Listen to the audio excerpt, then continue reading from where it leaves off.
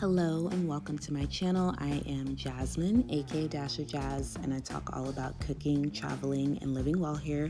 Today I'm going to show you how to make my blood orange fruit smoothie. It starts with a handful of super greens, aka power greens, whatever they are called in your grocery store, followed by some mango chunks, fresh or frozen, a knob of ginger, a whole blood orange with the peels off, of course, and then about 1.5 cups of strawberries. You can use fresh or frozen strawberries. I like to mix up my fruits because, as you can see, I do not add ice to my smoothies. Next, a half a cup of orange juice.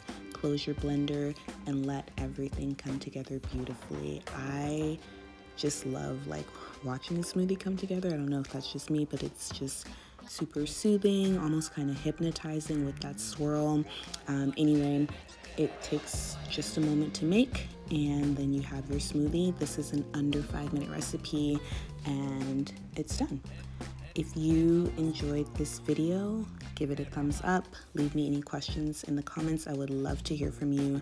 Last but not least, make sure you hit that subscribe button because I put out fresh videos every single week. Thank you for watching.